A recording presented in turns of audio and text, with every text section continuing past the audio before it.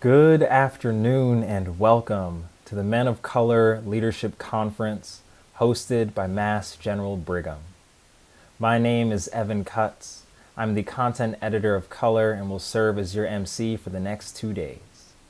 Historically, Color's Men of Color Leadership Conference convened the nation's most vibrant, influential, and empowering men of color to host timely discussions on diversity, equity, inclusion, professional development, and many other topics. In 2021, Color is expanding professional development with content highlighting mental health and wellness, film, world music, and so much more. Join us today and tomorrow as we explore a new renaissance in thought leadership where people of color and allies can embrace innovations in health, well-being, art, and culture. Without further ado, please welcome Camilla Avant, Color's Director of Diversity Programs, to the virtual stage. Thank you. Thank you, Evan, and good afternoon. Welcome, everyone, to Color's 2021 Men of Color Leadership Conference. I would once again like to thank our sponsors for their support and you for attending this event. For those joining us for the first time, or if you're a returning attendee, here to take in another dynamic conference packed with in-depth discussions on topics of importance and words of inspiration from influential speakers, you're really in for a treat. As we begin to emerge from a dark period of great challenge, it's a good time to embrace and expand our focus on health and wellness with an ultimate goal of transforming our lives and our communities. I hope this exciting 2-day conference will help you reimagine professional development and thought leadership by exploring a new renaissance where men of color, along with their families, friends, and allies, can embrace innovations in cultural, health, and well-being. After embarking on this journey, I believe you will experience a culturally sensitive solution that empowers your mental health. Your spirit will be touched with music, and after the movie screening that concludes this event, that's in day 2, so you have to stay tuned, you'll have an expanded vision enabling you to see past urban obstacles to a future where diverse communities can thrive. Color is thankful for our partnership with Mass General Brigham, a health system that's focused on caring for communities they serve and solving the world's hardest problems in medicine. I would like to bring to the virtual stage a woman who has focused her career on diversity, equity, inclusion. She understands how to harness the power of diversity within all levels of healthcare and organizational systems to drive change. Please welcome Carla Carten, Mass General Brigham's Interim Senior Vice President and Chief Diversity, Equity, Inclusion Officer. Thank you very much, Camilla. It is a pleasure to be here. Hello, everyone. My name is Dr. Carla Carten. I am the Interim Senior Vice President and Chief Diversity, Equity, and Inclusion Officer at the Mass General Brigham Office of Diversity, Equity, and Inclusion. Mass General Brigham is honored to continue to support the Men of Color Conference. The powerful discussions and unique perspectives you're going to hear during this conference will help us find new ways to empower ourselves and others. Conversations held at this year's conference are as relevant as ever to the work of the Office of Diversity, Equity, and Inclusion. We are at a time where we can no longer ignore the reality of people of color's lived experiences in this country. Millions throughout the nation demanded that structural systems of power not only acknowledge this reality, but also put forth actions to address it. Our office's goal is to support creating equitable, anti-racist spaces for employees at all of the institutions in the Mass General Brigham system. This past year, we committed to improving racial equity with our United Against Racism strategy. United Against Racism has been our roadmap to set goals and create initiatives in critical areas of health equity, community health, and workforce equity.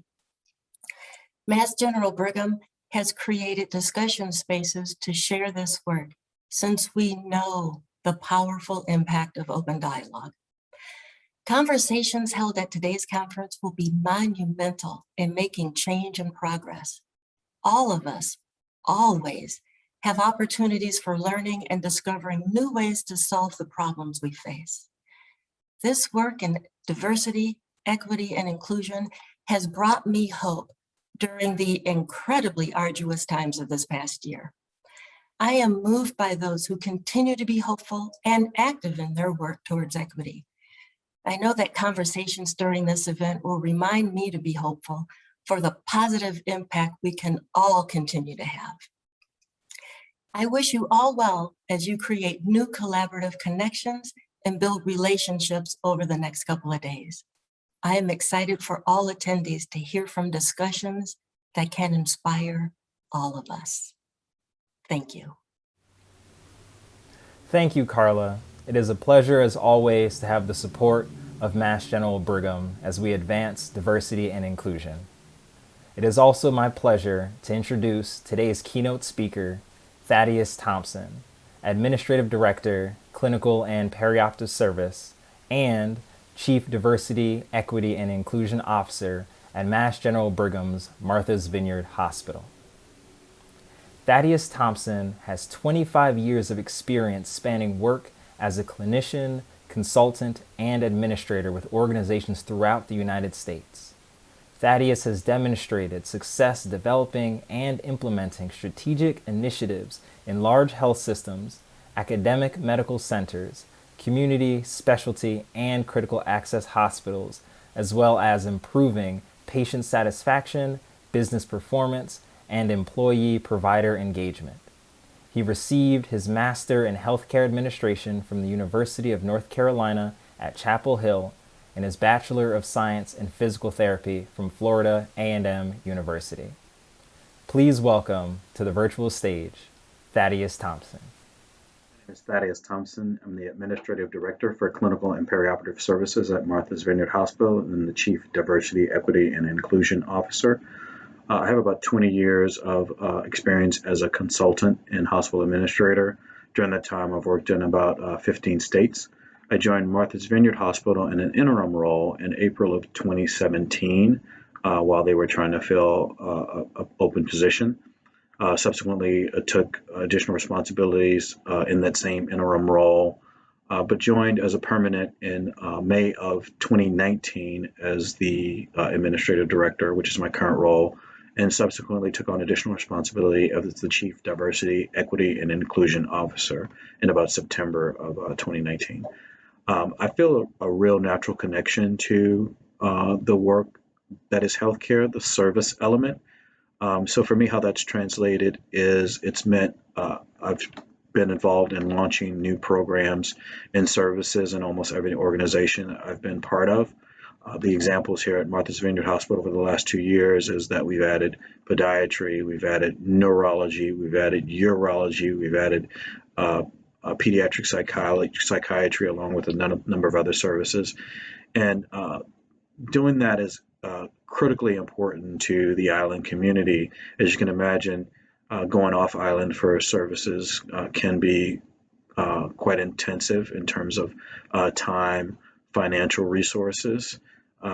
And when we can offer something on service, eliminate that travel, eliminate that financial commitment, it's a real true service to the community. Recent changes in society and specific emphasis on the COVID-19 pandemic have resulted in the need to have new normals.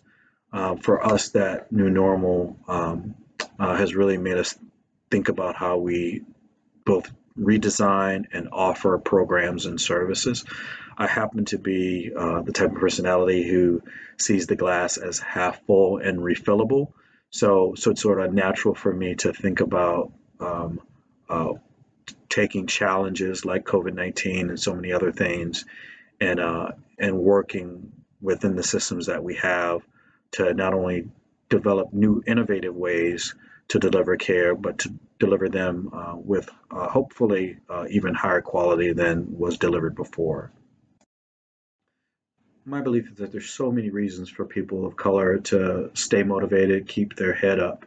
I identify as African American, born and raised in New Orleans, Louisiana, and I think a lot about John Lewis, Good Trouble. I think about Dr. King's Dream.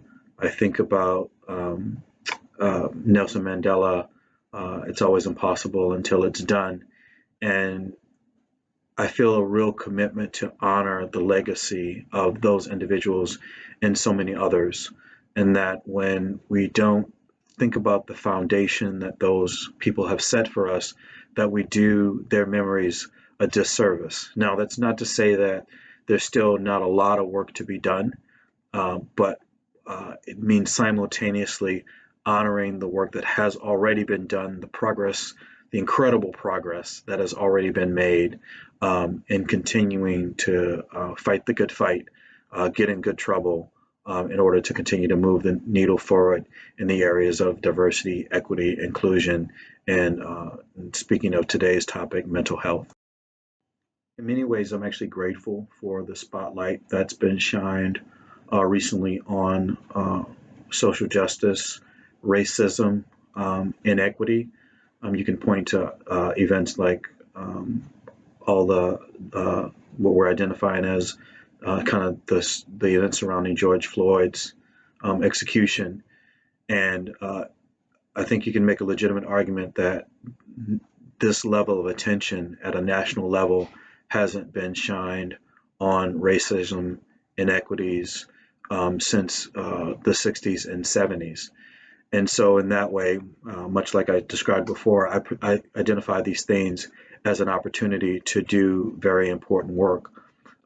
Mass General Brigham is executing this work we're defining it in two areas: one uniting against racism, and one under the umbrella of diversity, equity, and inclusion. Mass General Brigham fully acknowledges that we haven't always approached this work with the humility that's necessary, seeing ourselves as a partner in the communities that we serve. In other words, that we have at sometimes been patriarchal, that we have at sometimes been a bit domineering in how we engage with the community. So we are very intentionally making real investments, financial and time, and in a very real way, trying to have an impact on the things that we identify as social determinants of health. And broadly speaking, those are things like homelessness, food insecurity, safety, and in general. In fact, approximately 80% of the outcomes of the care we deliver is actually driven by those social determinants of health. So we have a real reason to invest in them. Dr. Peter Slavin recently retired from presidency and CEO of Mass General Hospital. I heard him recently quoting some research. It stated that as among developed countries, the United States spends disproportionately more on health care delivery. But when you in fact combine spending on social issues with healthcare delivery, that we're really on par with almost every developed nation in the world. And so what that means is we need to shift how we think about what is healthcare. We can deliver great care, but if people don't feel safe, if they don't have access to healthy food, if they don't have a roof over their head, then that care just isn't as effective as it would be otherwise. So we recognize the need to partner with many organizations in the community who are very, very good at this work, who've been doing this work for a long time, and play the role that we need to play in order to facilitate some of what is wellness, and that we put as much emphasis on wellness as we do on healthcare delivery. On a personal note, despite how much time I've spent building new programs and services, every time that happens, there's still a bit of anxiety around, can I execute a strategy? Can I launch a new program or service? I've really come to appreciate that that's just part of the process for me. I try to leverage that bit of anxiety, that feeling in my stomach, to know that that's what I need to get motivated to do the things that need to be done to make a successful launch. And that's a challenge for everyone, figuring out where the line is between what is natural anxiety and natural and normal anxiety and unhealthy anxiety. In community of colors, I think it's critical that we begin to and continue to remove some of the stigma related to mental health, and that we stop thinking about mental health as strict cutoffs. I'll give you an example that I think about. If your cholesterol is 199, technically you're normal. If your cholesterol is 201, technically you have high cholesterol. Is there a real difference between 199 and 201? I think I could, make an argument that the answer is no. And does cholesterol of 199 mean the same thing in everyone? Does 201 mean the same thing in everyone? And I think I could make a legitimate argument that the answer is no to both of those questions as well. So in many ways, we have to think about our own mental health in a very personal way. Try to identify two things.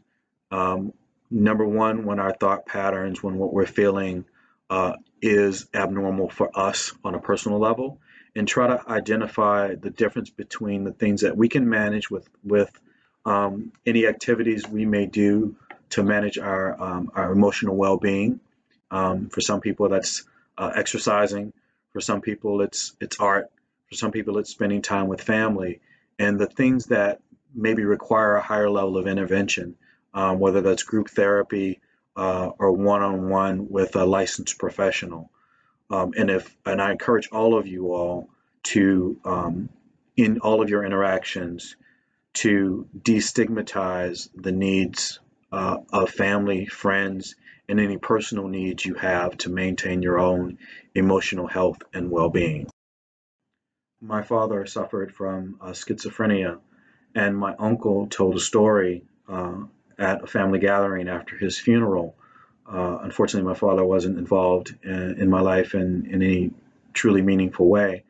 But the story was that my uncle, my father, as a consequence of a crime, was given the choice between going to an institution, being institutionalized, or going to prison. And he chose to be institutionalized. And my uncle describes going to see him on a visit and seeing him in a way that he had never seen him before in terms of his well-being, and understanding that something had gone on in this place. As you can imagine, as many of you all know, there's been awful cases of experimentation, particularly on people of color, on African Americans in the United States. And so I understood that there's a decent probability that that's what happened to my father. And perhaps he had a predisposition to schizophrenia before this, and this thing just activated. And according to my uncle, he was really never the same again. I tell you that story to say that part of what I believe that I've done, even before I knew the story, is I've taken difficult situations like that. My grandfather actually died post-surgery from lung cancer. That happened when I was about in the 6th grade, and taking difficult situations from that. And in fact, in my case, becoming a healthcare professional in an effort to increase the fairness, equity of care that's delivered to all people, and understanding that that has not always been the case and continues to not be the case for all people, but I have a commitment to make it the case for all people. So for each one of you all, what I would encourage you to do is find those things that may, in fact, you may identify as challenges in your life, and structure your emotional health, your commitments, your service to others around healing those wounds and doing things for the betterment of society.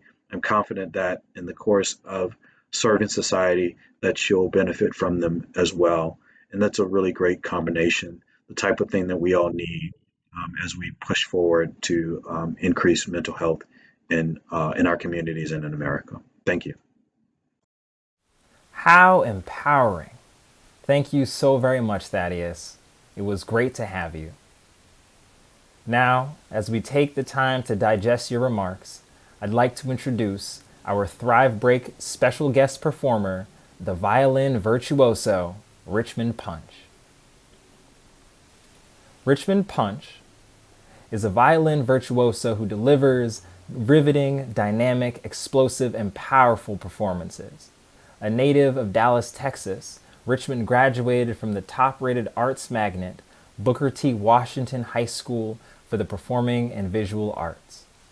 He honed his craft and earned a bachelor's degree from Juilliard School of Music in New York and received his master's degree from the prestigious Yale University.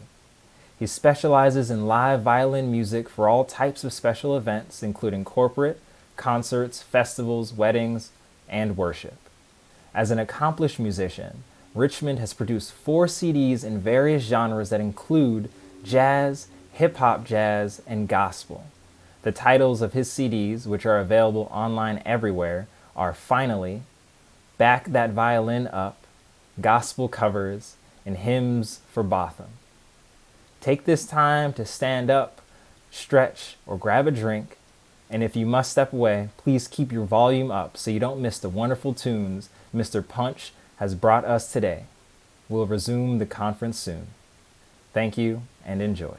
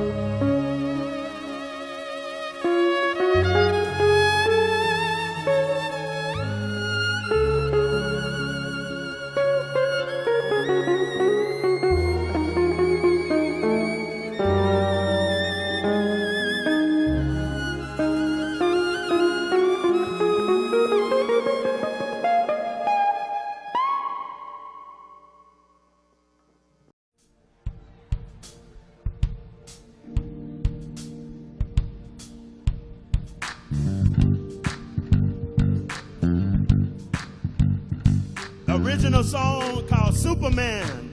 It's called Superman.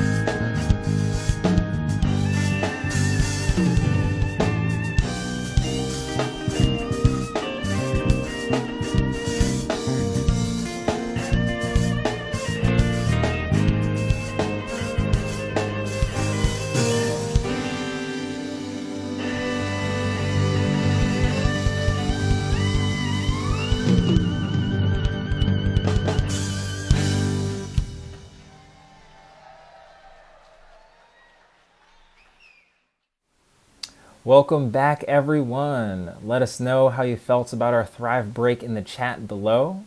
And up next, get ready for Brother, You're on My Mind, a mental health panel discussion moderated by Dr. Pablo Rodriguez, Medical Director of Community Relations at Care New England and the producer and host of Nuestra Salud. This panel discussion raises awareness of mental health challenges that affect men of color and their communities. Our goal is to educate people of color, our communities, and our allies on the effects of depression, grief, and stress throughout the pandemic and social unrest. Joining Dr. Rodriguez will be Michael Curry Esquire, CEO of the Massachusetts League of Community Health Centers, and immediate former president of the NAACP Boston branch. Also joining Michael Curry and Dr. Pablo Rodriguez will be Richard A. Rowe, consultant of strategic guidance and assistance for the Black Mental Health Alliance. Dr. Pablo Rodriguez, the floor is yours. Thank you. It's been a pleasure to be here. It is a pleasure for me to be here with these two gentlemen that definitely can inspire all of us to have better mental health given the experience that they have. COVID has been a pandemic that has been described as a pandemic of the unvaccinated. It's been described as a pandemic that involves only health issues, when in reality is a pandemic that is affecting the mental health of the entire community. When we're talking about people of color, we know that African Americans and Latinos are dying at 2 to 2.5 times the rate of whites in this country, and the impact of this in the minds and the mental health of people is absolutely incredible. And this discussion today is going to be trying to bring to you some ideas, some aspects of this mental health issues caused by the pandemic and this new normal. And before we start talking in the esoteric, I can share some of my personal experience with the pandemic. I tried for the last 1.5 years to debunk myths, to change, the minds of people regarding the misinformation that it's online, and most of what I've received back is insults and even racial epithets online because of the information that I am bringing about. But let me ask my colleagues here in the panel. Let's begin with Michael. Michael, with this new normal, with everything that's going on, how are you doing personally? I try to wake up every morning and remind myself how blessed I am. Despite the fact that, those of us who lost loved ones and friends, those of us who work in the public health space and see the devastation this is having both here in the city I'm in Boston and across the globe, and particularly among Black and Brown people, that's a lot on your spirit. It weighs heavy on you to know that we're losing lives and quite frankly, that we're not responding in all the ways we should. That being said, I thought about a Boston Globe article, I think this past week, and a good friend of mine, Thaddeus Miles, who promotes Black joy, right? In the midst of all this tragedy and pain and racism and structural racism, we got to find joy in the moment and joy in the blessings of our life. So I'm balancing the both of those. And I woke up today wanting to appreciate the blessings in my life, Doc. How about you, Richard? How are you doing? I am doing okay. It varies from day to day, week to week, month to month. But as Michael indicated, by the way, thank you all very much for having me on this panel. I think it's very important. I'm appreciative and honored to be on this panel. So thank all of you all on that end for seeing the need for such a discussion that we will only probably just hit on a few key points because we only have a short period of time. Nevertheless, it's a very, very important conversation that we need to have. and need to continue. So all that said, I am doing okay. I have been trying to help a number of my friends back from the bridge, so to speak, metaphorically speaking. So a lot of my friends are struggling with mental health challenges. As Michael indicated, I too have experienced a lot of loss over the past 18 months. And so that loss piles up, it stays with you. You have to basically figure out how to get through some of the very, very emotional lows. Beyond COVID-19, I think I'm suffering from racial battle fatigue. There's just a lot going on. There's a lot going on. And so when I said earlier, I'm helping friends on phone calls or some in person, more often than ever, more often than I would like to think that this is affecting so many of us. But when you're talking to friends and colleagues and they're saying to you that they are struggling, that they are in pain, that they don't know who to turn to, that they don't feel they have the support that they need, they can't necessarily find the right therapist, it all affects you. And I've been at this work for 30 plus years, so it's not like I just came to this during COVID-19. I have been at this for a long, long, long time. So that's how I'm doing. I'm grateful and I'm thankful. Like Michael, I'm glad to wake up every single day and see the sun when the sun is out. I look for the sun. I have a supportive family. I have some close friends. I love music, so I'm listening to a lot of music. I love reading. I'm reading. So those are things that help me get through the sorrow and the pain that I am witnessing and observing. But you asked, how am I doing? I could go on, Dr. Rodriguez. So I'm going to stop there and let you direct the discussion, sir. Yes, please call me Pablo. Pablo, yes, sir. Okay. Even better. It's very interesting because what I have encountered is a difficulty of people dealing with the truth. And what do I mean by that? Even people that are willing and able to do their own research and find the right information, there is this incredible collective doubt by everyone in terms of what is really the truth about this disease and about this virus and the impact in the community. And this creates a sense of anxiety on everyone that is manifested in various ways. And like I mentioned before, I go online. I've been going online for the last year and a half, trying to, clarify, wrongful information. And I'm being attacked personally for bringing the truth to people. And at the beginning, I became very, very depressed. I became extremely depressed because my feelings were like, my God, I mean, I have 35 years of experience. I'm a professor in a medical school, and none of that matters. None of that matters, and like I mentioned before, some people have actually seen my name, Pablo Rodriguez, and immediately start using racial epithets because I'm bringing the truth out. So this impact of not knowing what the truth is, I think is one of the things that is really, really affecting people in a deeply spiritual and emotional way. What do you guys think? How about you, Michael?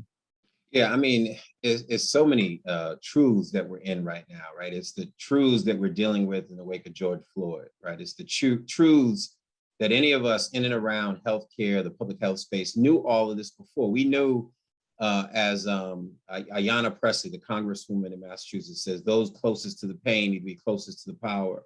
We knew who those were closest to the disease would be. And we should have known, the data told us who were socially vulnerable, who was food insecure, housing insecure, who were living in congested households, who had essential and first responder jobs, and who couldn't afford to stock up on water and food and PPE, right? So we already knew that. Now of course, we had an epiphany in the last year and a half, some of us did. But the reality is this was no surprise. So we're dealing with all those realities, Pablo, the disease and the racial disease that impacts this country. And it is overwhelming, right? I often use a term that researchers share with me. They call it the weathering effect. And when they introduced it to me some 10 years ago, they said, Michael, we went in and we asked Black parents to rate their kids' asthma from 1 to 10. And many of those Black parents, like my mother, I had asthma, my sister had asthma, rated the kids' asthma like 3, 4s, and 5s. Then the doctors, like you, evaluated those same kids and they were 8, 9s, and 10s. And their point was, you can get so used to taking the Alupent, the Flovin every day and being in the emergency room that it becomes your normal. So whenever I reference back to what those researchers shared with me about the weathering effect, I asked Black and brown families, are you weathered to getting stopped by the police? Are you weathered to having your aunt and uncles and cousins die of diabetes and heart disease and cancer 5, 10, 15 years before white Americans? Are you weathered to being followed around department stores? Are you weathered to being laid off, not hired, not compensated the same? And I go on and on with the weathering that we get. And ultimately, that weathering shows up somewhere, right? It's in the chronic unemployment, it's in the drive-by shooting, it's in the trauma that people are dealing with internally. And we have to come to terms with both of those pandemics, both the racial pandemic that we've ignored for centuries, and then now this health inequity that is taking lives. How about you, Richard? How do you deal with people that have this difficulty in dealing with the truth and actually convincing them that there's only one truth in terms of the pandemic, not what many considered a completely different situation? Right. Well, Pablo, again, I mean, I think Michael summed it up. You summed it up as well. I think there are a lot of truths out there that can be overwhelming. Everybody is now an epidemiologist. Everybody knows everything about everything. Social media platforms don't help. I don't necessarily try to do, but what I can, and that is to provide as much truth as I can about any subject that I am aware of. If it's health related, yes, I can lean in, but I share the truth. Because the other issue, of course, is trust. Who do you trust today? Government, it's hard to trust our government. It's hard to trust the CDC or the World Health Organization or the Centers for Disease Control or any medical facility. So it's hard these days to trust because we have been lied to for so long about so many things. And when you are lied to, when you basically are not bringing the truth in its entirety, in its full scope, in terms of what are the pros, what are the cons, what are the, I mean, you indicated there's only one truth, but we are now in a place where there are multiple truths. And trying to get folks to trying to break that down to what is the actual truth about anything has become a very, very difficult reality today. So again, I hear you. I'm interested to hear more from you about why folks are reacting to you from racially, because you are a person of color. You have experienced a lot of what we've all experienced, maybe not all in the same way or manner, but you have had your challenges, your community have had your challenges. And again, Pablo, we are talking about issues that are occurring, that have occurred over the past couple of years, but as Michael indicated, and as I know for a fact, we have been going through this for decades and more, quite frankly, for centuries.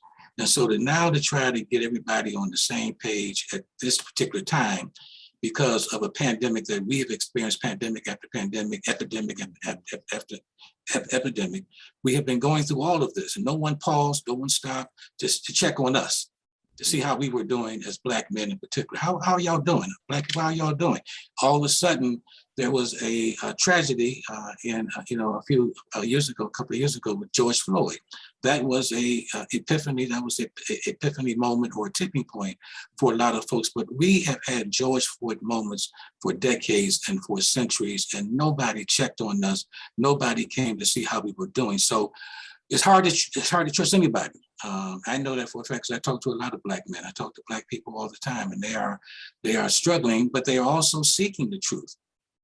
So again, we have a lot of work to do to really help people come back to the center of what truth means, what truth is, what trust is not, who you can rely on and who you should listen to. And you have breaking news every day about another agency or about another medical professional who has lied to his patients, or something has gone on in that industry that also attacks the truth, attacks the trust quotient. So those are some of the things I think might be getting in the way of trying to help people really grapple with and to deal with the truth and trust. And just a quick comment to that, Richard, I so appreciate you and Pablo today in this conversation. Richard, you made me think about a pharmaceutical company I was dealing with recently, and the African-American woman they hired, she was a young sister. She shocked everybody on the panel. She said, they don't trust us because we haven't been trustworthy. Right? And I think, Pablo, we talk about healthcare system, right? And I'm part of this healthcare system. One is just embracing the fact that we've not been trustworthy, right? Whether it's, J. Marion Sims' experimentation on Black female slaves and many other abuses, or the Tuskegee syphilis experiment that people have come to an understanding of, the decades of experimentation, or Henrietta Lacks, or even if anybody remembers, because most people didn't read this report, the Institute of Medicine's report in 2002, Richard, that validated what those Black activists used to say on the street corner when I was in the project.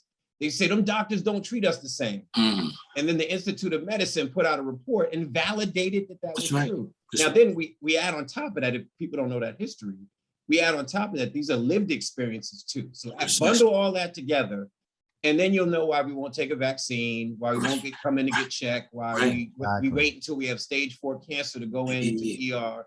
Yes, sir. We need to stop blaming those who've been victims of our system and start figuring out a way to message to them. So it is about trust, and this is a wonderful discussion because it is about trust, and it is about that acknowledging of the lack of trust. Instead of just saying, I know more than you, I can give you the facts, you need to start with, I understand why you don't trust me.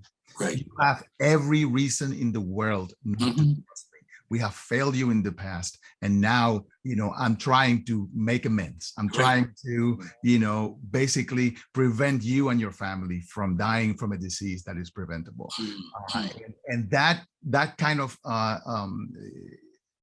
impact that will have on an individual will be very different than if you come on as a typical, doctor or a typical, officer of the government to give you information, because it's like, here's another one, just trying to, lie to us again. So it's very, very important. And then when we have social media using this kind of distrust as a wedge to be able to really push their own agendas, then, our communities are the ones that are, mostly affected because they have a good reason. Right. But who favor growth, bottom line, over our safety? There's this is going on right now as we speak. Facebook, social media platform that knew that their Instagram platform was harming young girls. There was a 60-minute story just yesterday from a whistleblower who basically revealed the truth behind what was going on within that corporation. And they refused to share that information because the bottom line, if we share the information, there will be folks who will not basically stay on the platform longer. Because the bottom line for most of these corporations that if you stay longer, of course you will see the advertisements, and so that's how they basically make decisions or make a determination as to what their algorithms or what they're going to do or not do. But I'm saying, Pablo, that's going on right now. So that's in our face, and then someone from Facebook, of course, will come on and refute the facts that basically were aired. It was in black and white. So it's hard for us to really deal with any organization, corporation, or any public servant these days because we're getting too many variations of what the truth is, and it's hard to trust when that occurs. And like you said, every day there's more evidence of people lying, people Precisely. actually, damaging, specifically men of color, and dying every day, at the hands of authorities and even among each other. So Pablo, yes. just to add this one point, because I know, for you as a doctor, and one of the quotes that Dr. King left us with that I think people forget about, because they quote the many other speeches, but Chicago, 1966, the Medical Committee for Human Rights, he said, of all the forms of inequality, injustice in healthcare is the most shocking and inhumane, yes. Right? So more than the knees on the neck, more than the lunch counters in the classrooms we couldn't sit on, what is taking large numbers of Black and brown lives is the inequality in our healthcare system, right? That's, if we had understood the magnitude of that, the disease and death, and the inequities in our system, we would have been marching in the streets a long time ago, right? Because that's more George Floyds that we can count. That's right. And I think that's where we're coming to with COVID-19 is the impatience with racism to say, no more. Now, we don't even weather to this kind of death and sickness in our community. So I think, we're at a breaking point, Richard. I think I'm excited about, but I'm also anxious about, right? What does it mean? And whether this is a moment or a movement is yet to be seen. So, yes, sir. Yes, sir. So when men of color are looking at the news, watching the news, and looking at people dying at a disproportionate rate, looking at men of color getting arrested and getting brutalized by the police, do you think that men of color are in a mental health crisis today? Well, I know I am. So, go ahead, Michael. That's right. It's hard to speak for every brother, but I know I am. I mean, I use the analogy sometimes of the little kid from the movie Sixth Sense with Bruce Willis, if anybody remembers that movie. And the classic line in that movie is, I see dead people, right? Because he saw dead people that no one else could see. And because he saw them, he was being called upon by them to solve their murder, to help them cross over, say something to their loved one. I use that analogy for racism, that when you see it, right? When you feel it, when you've grown up in it, right? You've seen the impacts, the manifestations of it in society. It's overwhelming, right? So when you see the drive-by shooting, you understand it's not just about the brother laying on the street that lost his life, but guess what? That same thing is happening in Chicago, St. Louis, Miami, LA, Roxbury, Minneapolis, Idaho, across the globe, that Black men and brown men are dying on the streets. And it's not just because of individual conflict, it's because of systems that have been set up to drive wedges between people. It's because of guns and drugs that have been allowed in communities. That can't help but to overwhelm you. Now, just like the little kid, it's so overwhelming that we almost have to pretend we don't see it just to survive. And you internalize that, right? Because even if you don't act like you see it, you feel it. Right. So I think many of us are walking around, as I call it, Richard, in the Black community, we have a phrase that says, Black don't crack. Right? The resilience of our skin, and we survived slavery and Reconstruction and Jim Crow. But I always ask people, Black don't crack, but isn't the cracking on the inside? And I think that's what's happening. Outstanding. I mean, because we are internalizing the pain. Zora Neale Hurston, in one of her quotes, says that if you are silent about your pain, she was speaking to us, they will kill you and say you enjoyed it. We've been silent about our pain for so long because, as Michael just stated, we've had to sit on it because we didn't think anybody was listening to us. And so, but the numbers don't lie, brothers. I mean, I'm gonna call y'all my brothers because y'all are. And when you look at the numbers, when you ask the question, are we in a mental health crisis? If all of us are not, many of us are. I can't tell you how many of that many are in crisis, but I'm talking to men on the ground, talking to men in the suites and on the streets, and they're telling me and sharing with me stories that are horrifying and that are painful to hear. Not all, but far too many. And I don't try to differentiate or try to segment out just those who are doing well all the time and those that are not. I think life experiences are going to hit all of us. And we're going to suffer from, especially Black men, brown men, are going to suffer from many mental health challenges that if we don't acknowledge and address, is going to, as Michael basically shared with us, we're going to internalize them, and that's going to affect us physiologically. So again, we know psychologically we are impacted, emotionally we are impacted, but a few quick stats, real quick, and I won't share all of them, but think about these stats from the CDC. 20 to 25% of Black men will develop depression during their lifetime, chronic depression for many of them. Black men are four times more likely to die by suicide than Black women. Black men have death rates that are at least twice as high as those for Black women. Life expectancy is lowest among Black men compared to any other group, more than 5 years less than other men and 10 years less than Black women. Those are just a few stats. I didn't talk about hypertension, related illnesses, kidney disease, heart attacks, strokes that affect Black men more than any other group in our society in 2021. These were issues that I basically tried to address back in the late 80s. And some of these stats are worse now than they were then. And so, yes, we are in a mental health crisis. Yes, we are in a physical health crisis. And many of us are in a crisis of not being able to experience joy, as Michael shared with us early on, or love. We're in a love crisis. We're in a joyless crisis. So all of these things are basically on top of us. And we've got to figure out ways to really, really acknowledge that and deal with that as we try to move forward in our society. So are you guys seeing any men or any more men taking proactive steps to focus on their mental health and wellness? I mean, this is something that for many years, men don't think about those things. I mean, we're supposed to be stoic. Right. And, my father used to tell me, men don't cry. I mean, men don't cry. He would not allow me to cry. Men don't kiss each other. The only time I kissed my father was when he was dead.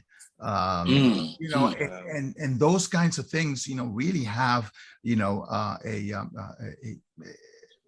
it does something for you. And with the proactive steps that I've taken is to not be my father. to allow myself to cry, to allow myself, to kiss my sons, to allow myself to show emotion and to show weakness, which is so difficult for many men of color. Well, it's so funny, Pablo, not funny, but a positive to your question. So one of the things I think I'm seeing more now, and I'm 53 as of about 3 weeks ago. And I'm seeing it more now than I've ever seen in my lifetime, which is more men's groups. There's a series called Breakfast for Brothers, where you get like 200 brothers in a room. And we talk about what you just talked about not being able to show love and not being able to cry and having to do this macho, survive everything without cracking publicly, right? So getting people in the room, a brother named Conan and Thaddeus Miles here in Massachusetts are really big on bringing brothers together. I think we need to do more of that, quite frankly. And I think that's a positive sign that if we can talk about it, then we can be about the change. We can figure out a way. One other sort of point of hope, which is telehealth. Right now, we basically, because of the pandemic, it forced us to embrace technology. Now, it doesn't mean everybody has technology. Right. We still have the digital divide, broadband, Wi-Fi. But what we're seeing in the data, particularly community health centers across the country, is that more people, and particularly more Black and brown people, are engaging with their providers through telehealth in the mental health space. So that means I don't have to walk out my house, stand in the waiting room, come to a facility where I'm dealing with stigma. I can just pick up my phone. That's right. And have an appointment and be able to share with you. One last thing, relationships. One of the manifestations of Black cracking is the fact that we're struggling to love ourselves and to love other people, right? And one of the things I'm seeing more brothers be like, yo, me and my wife, me and my girlfriend are going to a counselor together. That's progress. We need to blow that up and allow more of that to happen across the country and in cities and towns everywhere. Right. Without a doubt, Pablo and Michael, we are seeing more of what Michael just described. I'm in Baltimore. That's where the Black Mental Health Alliance organization is located. And I'm involved with two healing circles as we speak, healing circles with just Black men. And we meet twice a month. During COVID, of course, we were virtual. We're still doing some virtual work, but Michael is right. There are a number of healing circles or convenings with just Black men from as far away as Toronto. I know that I've been invited to a number of those circles in Toronto, Canada, and also West Coast, East Coast, up and down the East Coast. So I know there has been at least some acknowledgement that men need to basically move away from this notion of toxic masculinity, this need to basically act like we are not supposed to share our pain or not supposed to feel the pain, because again, that's how many of us are oriented, even as little boys. Don't cry, be a man, don't show pain, all that crazy stuff, man, that basically leads to internalized, oppression and pain and suffering throughout life. So we're seeing a shift. We are seeing more celebrities, and a lot of our young men look up to celebrities as well as athletes who are coming forward and sharing the pain that they are going through, sharing the physical pain and the psychological pain, and all that helps. But again, we need to have more of that going on. There are a lot of barbershop conversations too, as we all know. So there are a number of initiatives across the country that men are talking in safe places like barbershops. But we need more safe places. We need to lift those up, as Michael indicated. We need to broadcast that so men know that it's okay to basically move away from suffering and move to joy, move to love, move to brotherhood, and move to valuation versus devaluation, which occurs far too often in the society. And, So, and you said it. so this is about stigma. It really is. Precisely. Stigma Right. is what really is preventing us from accessing, the right, services and the right relationships and That's the right, right. interactions with people. So how can we support each other? How can we find more ways of removing this negative stigma that surrounds mental health? Well, I think part of it is just sharing our story. I tell people all the time, I'll tell my personal story, and I tell people I grew up in the projects, right? That I saw murders, I saw stabbings as a young kid, right?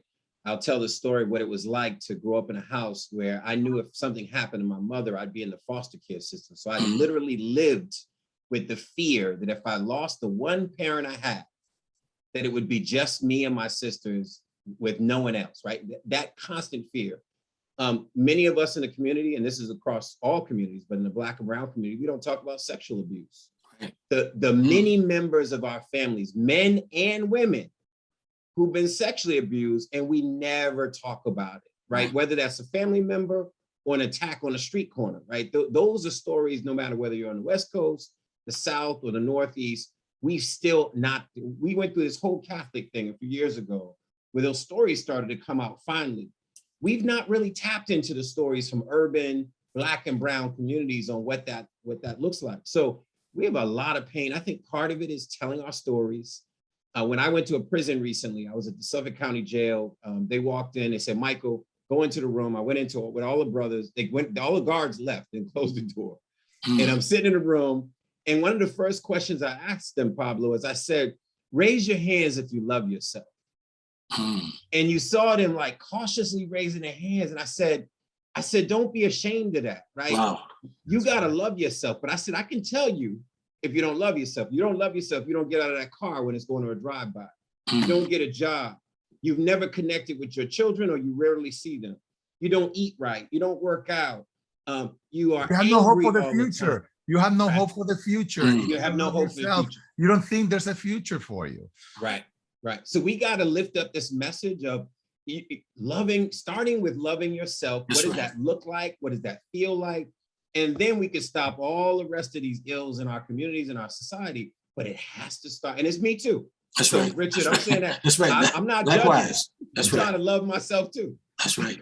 Got to put on our oxygen mask first. Yes. You know, Yes. and not wait for somebody to tell us, because again, ultimately it's our responsibility as men. Our women will basically tell us, and they will steer us in the direction of getting annual physicals. We got to tell men and repeat and remind men to get annual physicals, Yes. to basically engage in exercise, to demand more messaging by organizations, community-based organizations. We've got to base, it's not just a one up or one solution. This is not one solution that anybody can take on and bring healing to all the men that we are addressing and dealing with, but it's going to take everybody.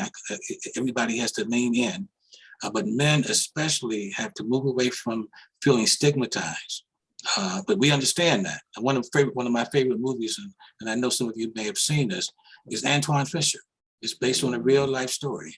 But here is a movie that I use a lot in my trainings. I simply walk men from the early beginnings of life, adverse childhood experiences.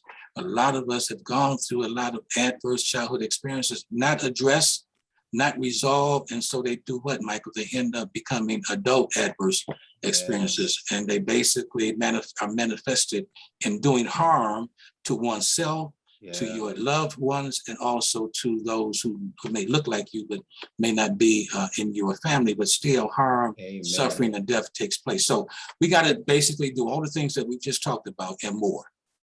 And that will basically get us to the promised land that we're all trying to hopefully get to. And there's, everybody has a part on it, you know. That's right. A role to play. So the healthcare system has a role to play. The family has a role to play. The friends have a whole role to play, and we ourselves have a role to play in our own lives. To develop the self-care strategies that will help you cope with all these negative vibes that come at you every day. So how do you guys do it? How do you do your own self-care? I know that for me is getting involved in sports, like, you know, I like to do sailing, windsurfing, you know, paddleboarding, something that just takes me away and allows me to be completely myself. And believe it or not, commuting, being in the car by myself when nobody else is bothering me. I can actually just think about, you know, what's going on in my life and what things I've done wrong, what things I've done right, and how can I do better tomorrow. So how do you guys do it? So for me, I mean, one is jogging. I'm 53, but I love to run. And that helps me stay in shape. And when you look good and you feel good, then you tend to act good, right? It helps you overall. That's right. Another major one is, and for someone who grew up without a father, right? My father wasn't in my life at all. And I met him when I was late teens, early 20s in Baltimore, actually. And I will tell you something, being a dad is healing for me, right? When I can help my sons with a crisis, when I can talk them through a girl they like in class, or, you know, my son, I just dropped him off at Michigan State freshman year, and he called me today and he said, Dad, he said, I want to come home for Thanksgiving. Can I put it on the card? I was like, you know what? I couldn't have called anybody when I was in college. Nobody was coming to save me, to give me a ticket. So it just reminded me, that lifts my spirits to say things can change and you can break those cycles. And that really helps me heal, Pablo, and I think that's what does it for me. Right. For Pablo, for me, I mentioned some of it early on. I mean, I tell men all the time with our people to basically create a safe place in your house, in your home. First, find a room, find a corner, surrounded with those things that make you feel good, that it validates who you are, validates your culture, validates your happiness, validates who you are and respects who you are. So again, that could be books, that could be pictures, whatever that space is, create that space and rely on that space and go to that space often, early and often. So I start every day with meditation. I start every day with songs by Pharoah Sanders or Curtis Mayfield, or someone who brings joy and basically opens my eyes to what's really going on. It helps me to go inside myself. I do yoga. I breathe deep breathing. I love to basically go to there's a arboretum that is like a place where it's just quiet and it's peaceful. And I love reading. So I will go there at least 3 or 4 times a week, and just for 1 hour, I will take a book or do some writing. I love to write. So you got to basically create and develop a daily regimen. And I try to get men to develop a daily regimen, a weekly regimen. I mean, Brother Michael talked about running. There's fishing. There's all kinds of things that you can do. I love to play chess. So again, whatever brings you joy, you have to basically add that to your daily regimen and try to do that. You can't do it every day because no one is perfect. And I will raise my hand and say that I talk these things, but you got to be also intentional. We're talking about saving our lives. And so we can't play around when we're talking about saving our lives, to be around for our children and for our grandchildren and so forth. So that's what it's all about. So what tips do you have for people that are looking to encourage men, loved ones that are looking to encourage men to practice self-care? Because again, the problem of stigma, the problem of saying that I don't have any problems, why should I, engage in self-care? What do I have to fix? So how do we coax people into, or coax specifically men to practice self-care? One of the things that I started doing about 2 months ago is I started getting family members, mentees, young friends in the neighborhood, and I got them on the phone. I said, okay, I'm gonna do a monthly call, and I'm gonna do wealth building, or I'm gonna do some conversation on home buying. One of the next ones coming up is on mental health, right? So if any organization called my nephews and said, can you jump on the line and be on a panel discussion or be a part of a listening panel, they wouldn't jump on the line. But if Uncle Mike calls, right, and they could be some of them are gangbangers, right? But if I call and say, I want you to be on the line, they're gonna jump on. So I think, one, we have to start using that agency. The fact that we have a population of people we can influence. That's right. And then I can introduce the two of y'all to the family I got, and you can bring that wisdom, as you've done tonight, to that family. So I think we need to be part of the solution. And one of the ways to do this is what I just said: bring your family, your friends, your neighborhood to the resources. All right. And also, I think Mike alluded to this. I think we need to create what I call accountability partners.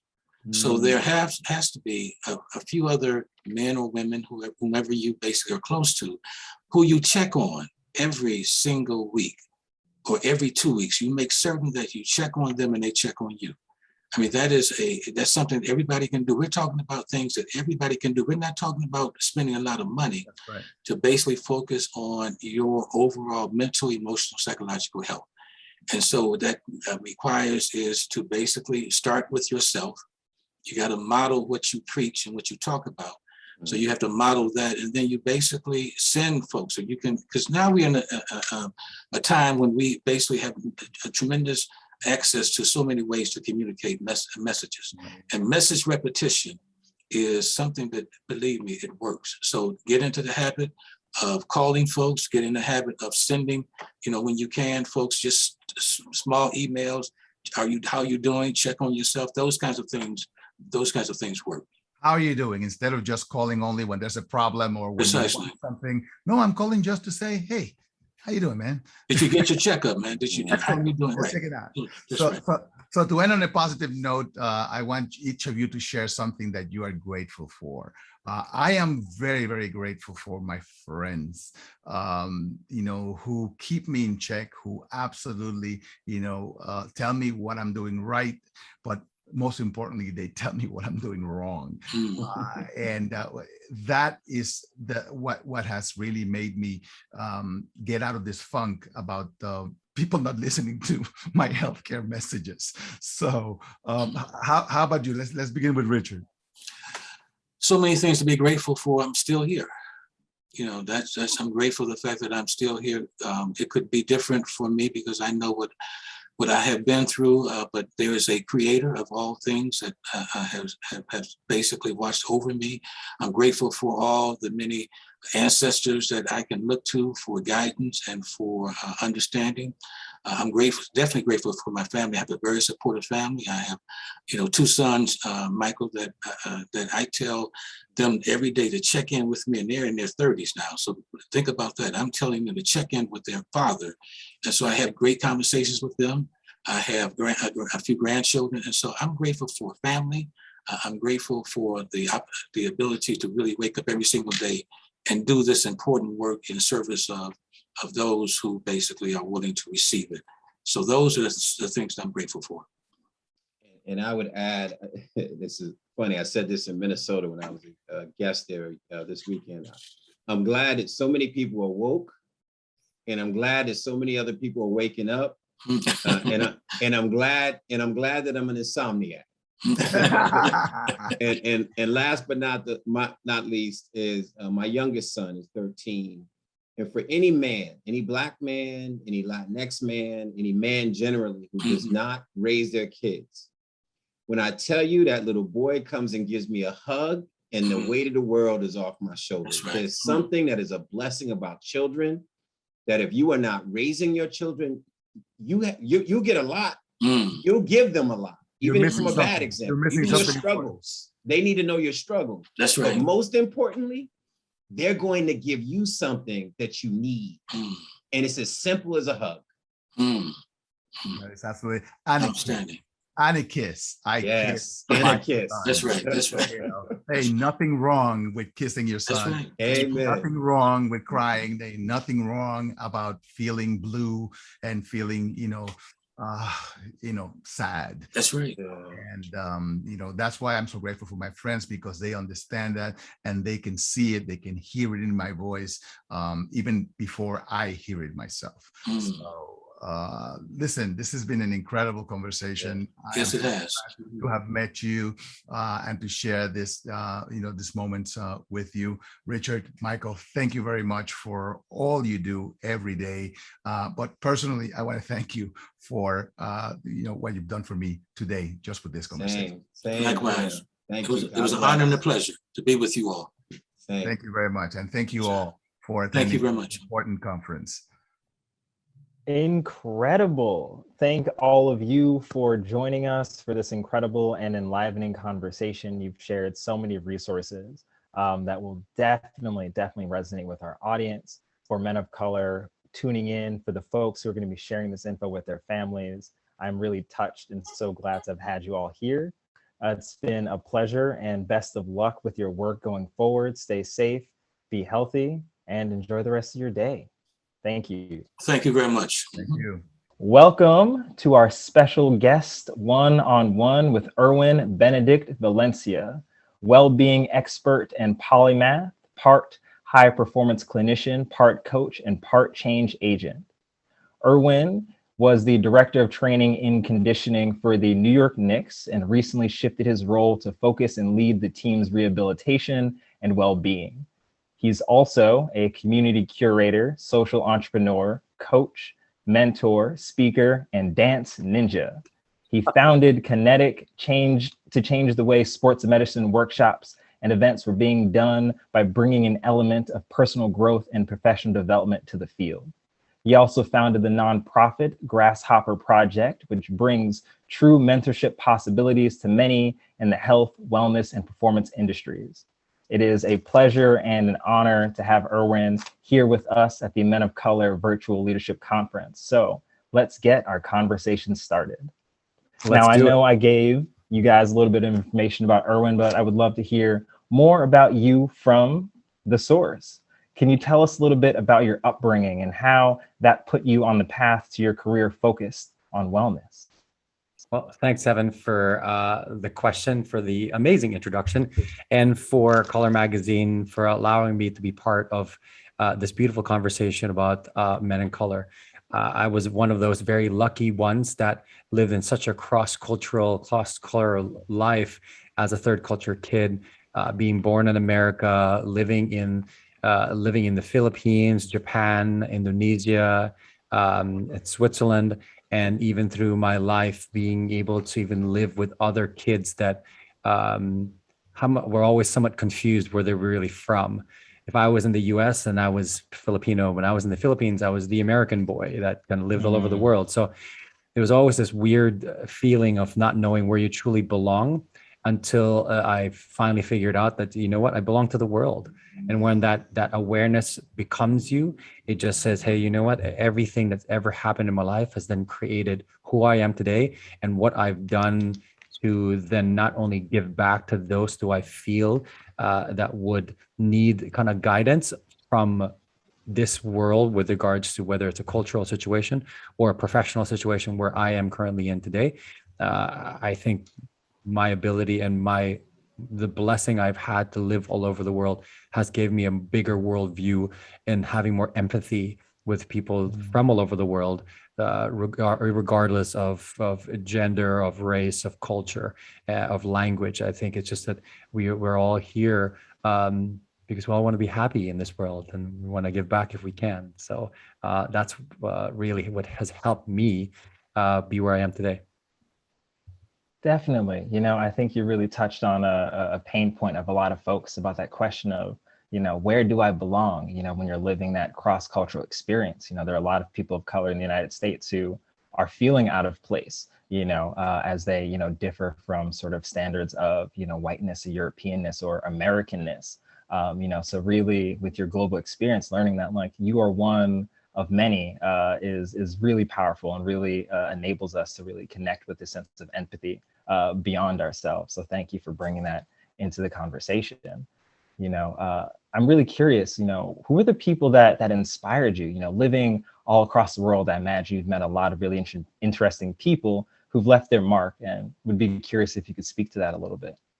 Yeah, I think it's quite funny because I thought I would have to look far and wide for people that I would idolize or people that I would really look up to. And funny enough, it was right in front of me. My father, for example, who decided to go to business school in Japan and was there on a scholarship and found himself learning a lot more Japanese ways and became a brown belt in karate and learned more about the Eastern philosophies, with regards to Bushido and the Shaolin monks. And he had interest in all these books, and he brought these books back home. And so when I was born, these were the books I saw, and I was really influenced by at a young age. That mixed with a little bit of Hardy Boys and Nancy Drew and looking at mysteries and the Encyclopedia Britannica that allowed me to dream of one day going to Easter Island and traveling the world. I think all of these were right in front of my face, and I was lucky to have a family that not only supported that, but encouraged world travel, and not only from a perspective of seeing things, but learning from things and people, understanding people where they come from more than anything else. And so my father was one of them. My grandfather, who was himself a politician, but also somebody that served the people from an aspect of an engineer, making sure he built bridges so that people can get moved to different places, even just around the country. And also one of my aunts, my Auntie Julie, who moved to Switzerland when she got married to my Uncle Willie, who was Swiss, lived in Venezuela, spoke 8 languages, and was so worldly that she could shift her language at any given point in time when she heard an inkling of somebody she was talking to that had a different language. And she immediately knew whether it was Spanish, whether it was South American Spanish. She just flipped the switch, and I was just wow, so amazed. Okay. I mean, yeah, that's a wide list of influences and inspirations. I mean, thinking about building bridges, right? And how that's become such a centerpiece of your work in connecting people, to each other through wellness. That's amazing. And I'm really curious if you could tell us a little bit more about, that work as it manifests through, the Grasshopper Project. Yeah, absolutely. I mean, building bridges exactly is what I said. I think that's funny you picked that out, because I think I've always been ironically Switzerland to a lot of my friends. Even growing up in high school, I was the guy in the middle of 2 people wanting to get involved with each other. And when they were falling in love with each other, I was the middle person. I was the real estate broker that made sure that things happened. And then when they started not liking each other, I was the guy in the middle trying to make the sale so I can close it. And so that I had to speak for each one of them. And I think that was my role since I was a younger kid. I was the listener. I was the kid that remained neutral. And I was, and maybe because I paid attention, and maybe because I gave people the space to vent, and I just sat there and listened to them. And so as I've gone through my path and found success in the world I wanted to belong to, in the world of wellness and high performance, there are so many just like me, kids from the Philippines, kids from other countries, people from underserved communities, migrants from other countries around the world that look at me and say, wow, there's a kid from Manila that made it to where he is right now, and how can I learn from him? And so Grasshopper Project was created because I felt that there was a direct mentorship necessary for the wellness and health and performance industry. I think most often than not, we're left without mentors. And from the literature that's out there, most successful people in life have had mentors that have helped them and guided them through in order for them to almost guarantee success. And with those so many that did not have mentors, they always are left to wonder, what if they did? And so I'm hopefully providing that through my nonprofit Grasshopper Project for those who want to get in these industries and these spaces, and then in turn, help them, guide them, hold their hand so they can find success and one day become thought leaders. Heck yeah. Mentorship is so crucial, and it's a topic that comes up in a lot of the work that we do here at Color, because, people want to be connected, they want to learn, and they want to give back. So, creating an organization that is intentional about, opening those resources to other people, to underserved people, is so crucial in this time. And I really think it's timeless work. So glad to hear that that's, what you've been up to. And, on the topic of mindfulness, there really are a lot of misconceptions about the practice. And I'm curious, in your work, how do you navigate that bias and skepticism to successfully build those bridges? That's a great question. I think coming from a culture and a peoples in the Philippines that's highly religious. I mean, 99% of the country is Catholic. And you talk about anything that brings people into more calmness and peace that isn't Catholicism, then people get kind of weird about that. And so the key was understanding the science, and the key was understanding the possibilities of bringing something like mindfulness, which is based out of Buddhism, but then used science to back it up, and in a sense westernized by John Kabat-Zinn to be able to say, hey, it's basically Buddha without the robes, in a sense, just like being able to be as normal as possible. Without the garb, and being able to just think about the process, see how the science and the literature has proven that it works, and looking now at neuroscience, which has then blown up in this past couple of years, because now there's evidence to prove that, sitting still and finding stillness and also paying attention to things with more intentionality allows for more success and productivity and a better health. And so why not do it if that's the direction you can go? And in places like the Philippines, where there is a true, a bond between church and state, to then go through an angle of talking about not only science, but also maybe using sport as an example, would then allow people to then resonate with it more, rather than get stuck up with the spirituality component of it. Okay, really, the building of bridges is so integral and so connected in all of your work, connecting the spiritual and the scientific, the mind and the body, to reach people. It's very clear that this is something that you very well embody. So thank you for sharing that. There's something else that I wanted to ask in terms of, sort of strategies that you offer folks. How do you offer strategies for taking ownership of your mental well-being, of your mindfulness practice, in the day-to-day? No, absolutely. There's you can start with three basic things. I start my day, and I begin each day, and I end each day with gratitude. Gratitude is what really has brought my life to the next level. It has been part of my life since I was a little boy. When you live in a land of have and have nots, you quickly realize how lucky you are, and you're reminded by your parents of that. And when you take that to heart and you pause, and then you realize that you who have, it's your duty and responsibility to serve others because of what you have, and then be grateful because you have it. And I think that has been an integral part of my life since I was a little boy. But now, because now there's science behind it, I've had a keen interest of studying it for the past 5 years, and I'm doing a PhD on gratitude. The value of gratitude from a well-being standpoint is unparalleled. It's the only feeling and emotion that somebody will get that has no negative polarity. One can be happy and sad at the same time. One can be joyous and angry. But when you're in the state of gratitude, there's no other emotion that can be part of that.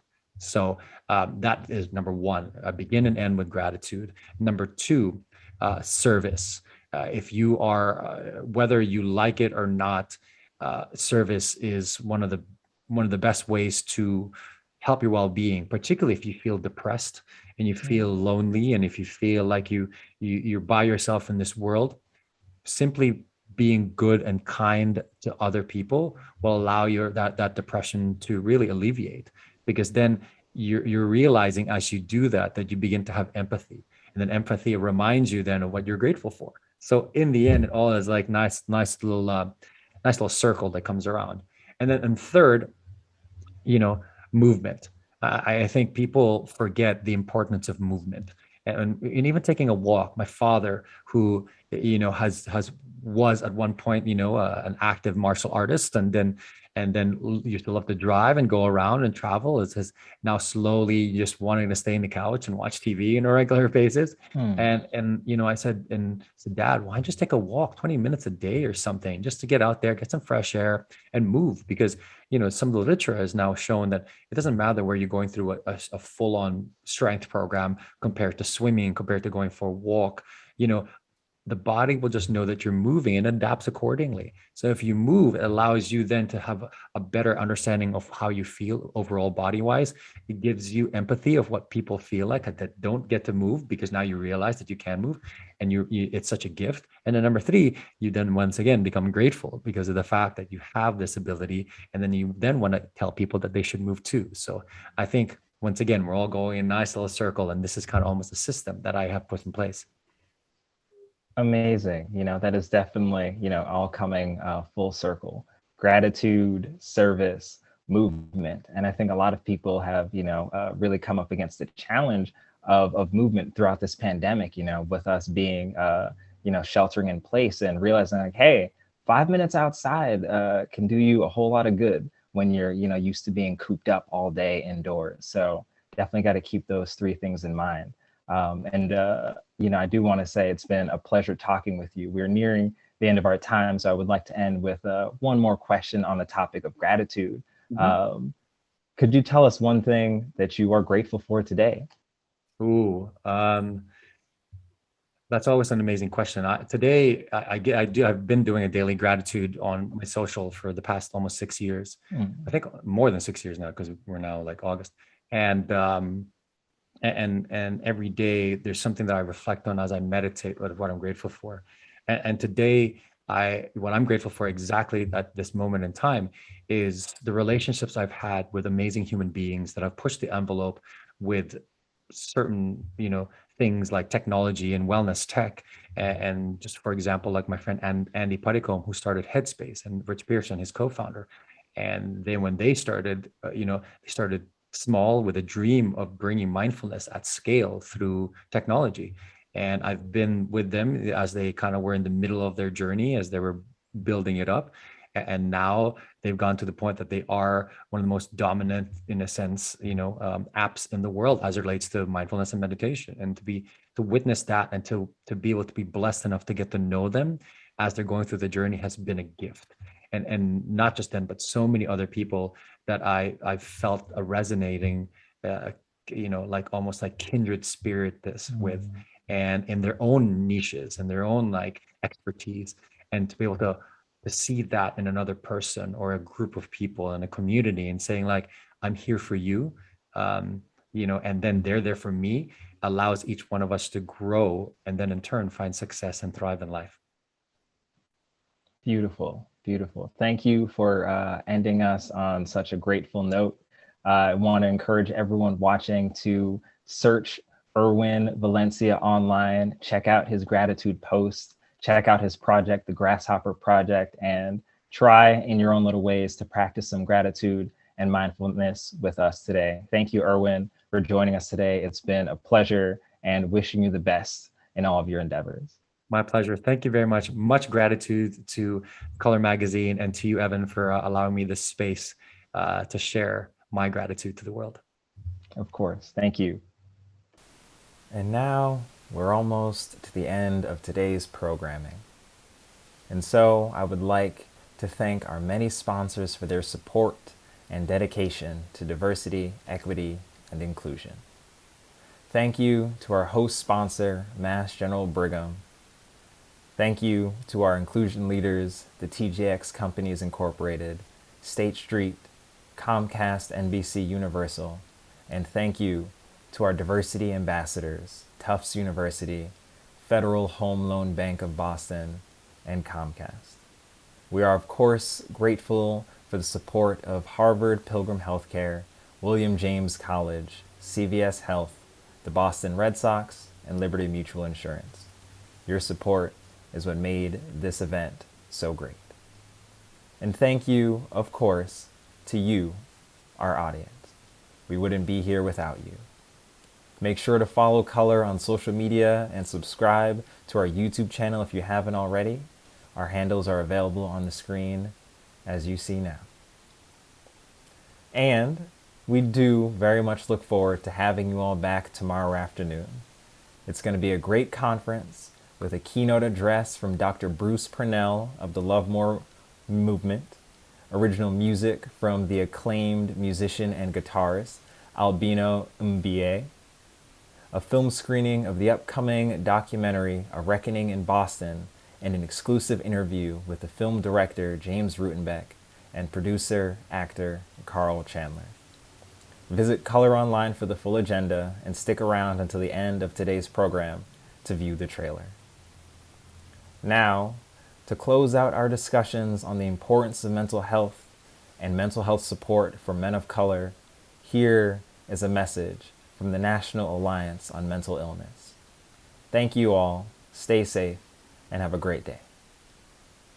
Hey, what's up, everybody? This is Dr. Andrew Kim, MD, and I am a board-certified psychiatrist, and today I want to talk to you about a free mental health resource that you can tap into right now, remotely from home or live in person.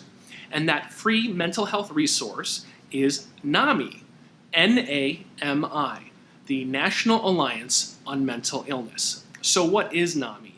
NAMI is essentially the largest grassroots organization that provides education, raising public awareness, and support to those with mental health illnesses and to the families that are affected by this. And basically, a lot of people don't know that you may actually have a local NAMI affiliate office or headquarters in your very own town or city or right nearby, okay? But I want to highlight today how you can start tapping into those resources right now from home on their website or over the phone, or learn about if there's a local NAMI affiliate close to you. So let's jump right in. Why don't you grab your phones, jump onto your web browser on your phone or your desktop, and head over to NAMI.org. So NAMI.org. And the first thing you'll notice, and I want to point out, is that this is kind of the central organization website.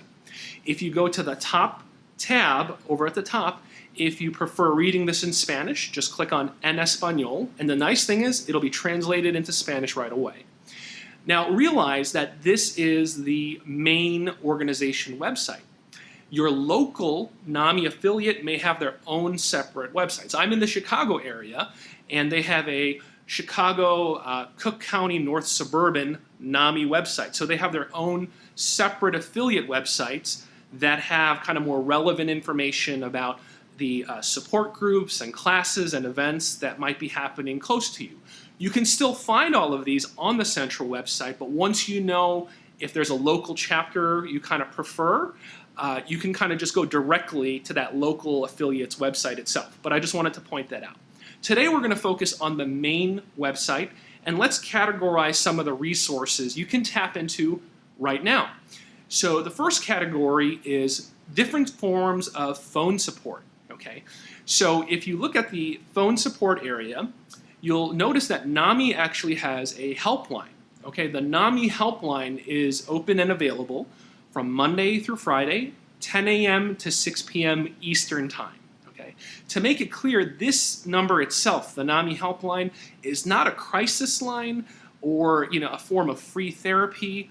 But look, this can be a helpful tool where you'll talk to someone who has been trained to basically be helpful to you in whatever way possible, to kind of point out resources that may be available to you on the website, how to navigate to a particular part of the website to find something you were looking for, explain, just kind of different mental health settings, what to expect, if you were going to seek mental health help at a hospital, a clinic, a therapy, a support group, and to be generally supportive of you, okay? And sometimes some people find that when you're taking your first few steps into the mental health world, when it comes to treatment, recovery, education, it's nice to speak with the person versus just, Googling by yourself anonymously and kind of just staring at a screen.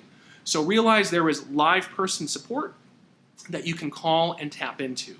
Now, beneath that, you'll see there are other resources that are actually crisis lines or crisis support lines, okay? NAMI has their own text crisis line.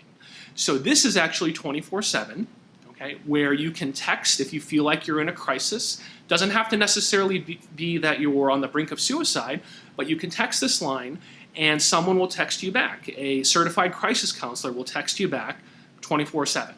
Okay. In addition to that, they have also listed the other national crisis hotlines that many of you may have heard of already. Some of you may not be familiar, but there are 24/7 suicide prevention hotlines or crisis lines. There are 24/7 domestic violence hotlines that you can call.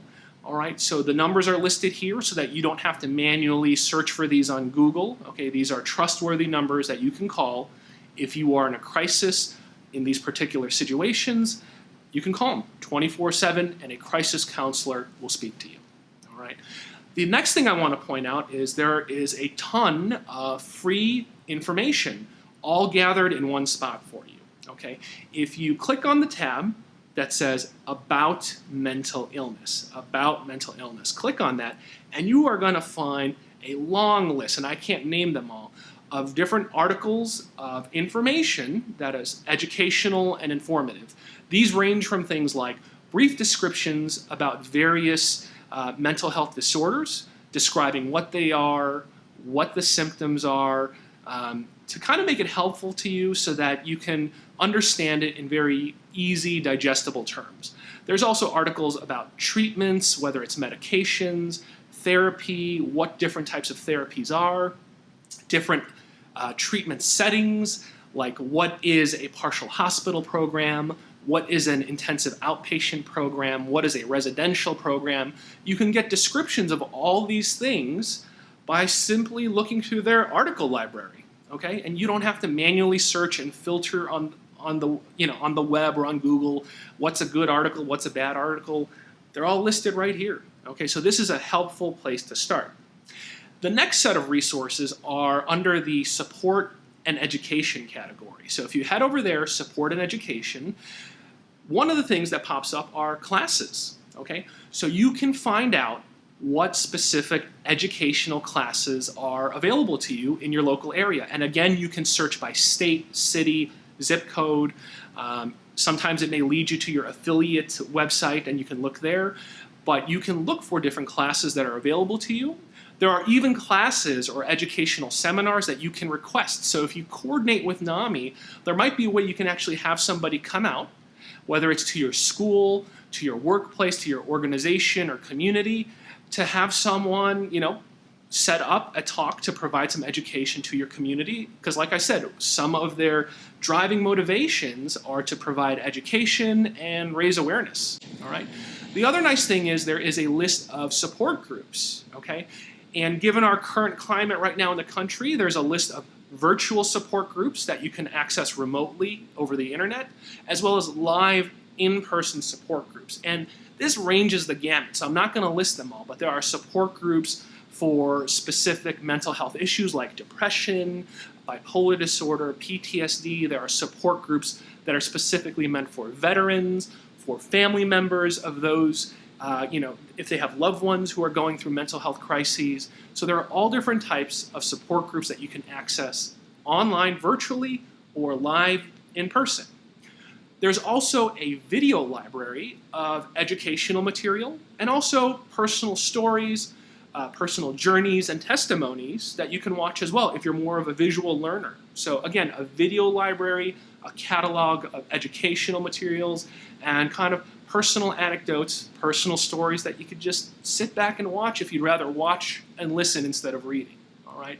Now, there are other sections that we just don't have time to cover today, but there are sections where you can learn about the actual advocacy work that's being done nationally, in Washington, D.C., in terms of, political advocacy that's happening, to just local advocacy that's happening on the state and city level as well.